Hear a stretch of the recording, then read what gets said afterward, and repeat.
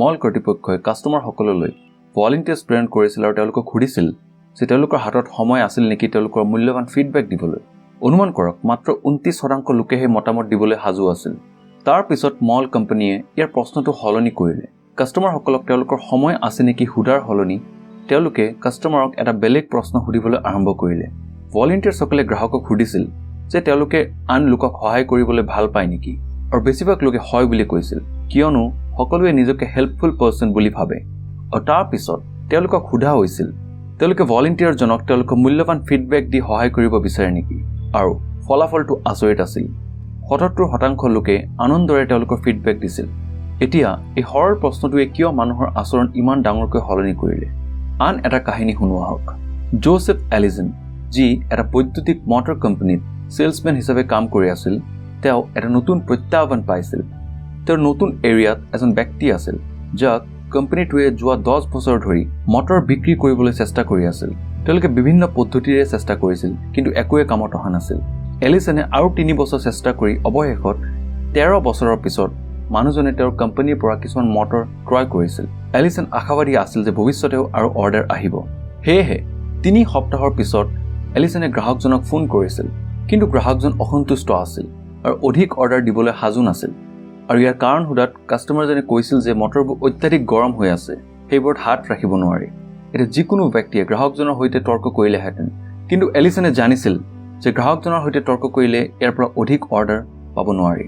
সেয়েহে তেওঁ গ্ৰাহকজনৰ ওপৰত য়েছ টেকনিক ব্যৱহাৰ কৰিছিল। এলিছনে কৈছিল যে তেওঁ গ্ৰাহকজনৰ সৈতে সম্পূৰ্ণৰূপে সন্মত যে অত্যাধিক গৰম হোৱা মটৰ ব্যৱহাৰ কৰা উচিত নহয়।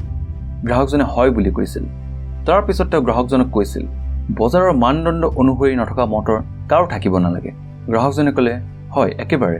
তেওঁ তেতিয়া কৈছিল যে নিয়ম অনুসৰি মটৰবোৰৰ কোঠাৰ উষ্ণতাতকৈ 72 ডিগ্ৰী ফাৰেনহাইট উষ্ণতা থাকিব পাৰে। সেয়া সঁচা নহয় জানো?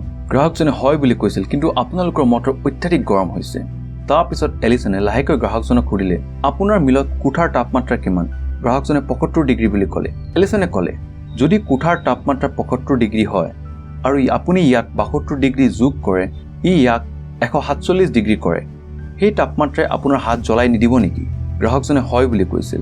তেতিয়া এলিছনে ক'লে এই মটৰবোৰৰ পৰা আপোনাৰ হাত আঁতৰাই ৰখাটো বুদ্ধিমান নহ'বনে? গ্ৰাহকজনে ক'লে হয়। গ্ৰাহকজনে উপলব্ধি কৰিছিল যে এইটো মটৰৰ দুখ নহয়, আৰু অনুমান কৰক গ্ৰাহকজনে তেওঁৰ ভুলবোৰ বুজি পোৱাই নহয়। তেওঁ এলিছনক $35,000তকৈ অধিক টকাৰ অৰ্ডাৰ দিছিল। এইটো হৈছে য়েছ টেকনিকৰ পাৱাৰ, যিয়ে আপোনাক জীৱনৰ কঠিন পৰিস্থিতিবোৰ কেনেদৰে সমাধান কৰিব লাগে শিকায়। প্ৰফেশ্যনেল বা পাৰ্চনেল জীৱনেই হওক, এই য়েছ টেকনিকটো সদায় কামত আহে।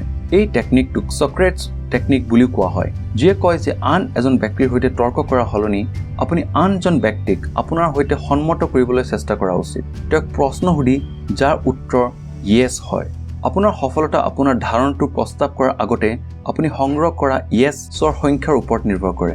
এবাৰ আপুনি তেনেধৰণৰ কেইটামান প্ৰশ্ন সুধিলে যাৰ বাবে আনজনে কেইবাবাৰো য়েছ বুলি কৈছে, আপুনি আনজন ব্যক্তিক য়েছ বুলি কোৱাৰ ক্ষেত্ৰত আনিছে, আৰু ই ব্যক্তিজনে আপোনাৰ ধাৰণা বা আপোনাৰ প্ৰস্তাৱক য়েছ বুলি কোৱাৰ সম্ভাৱনা বৃদ্ধি কৰিব। আপুনি লক্ষ্য কৰাৰ দৰে এলিছনে কেনেদৰে য়েছ টেকনিকটো ব্যৱহাৰ কৰিছিল আৰু অসন্তুষ্ট গ্ৰাহকজনক $35,000 অৰ্ডাৰ দিবলৈ ৰূপান্তৰ কৰিছিল। বন্ধুসকল, মই আপোনাক এই কাহিনীটো ডেল কাৰ্নেগীৰ how to win friends and influence people নামৰ কিতাপখনৰ পৰা কৈছোঁ। সকলোৱে এই কিতাপখন পঢ়িব লাগে। এই কিতাপখনত আন বহুতো উপযোগী স্কিল শিকোৱা হৈছে যি আপোনাৰ দক্ষতা উন্নতি কৰিব পাৰে। যদি কোনোবাই আপোনাৰ ওপৰত য়েছ কৌশল ব্যৱহাৰ কৰিছে, কমেণ্ট কৰি জনাব নাপাহৰিব।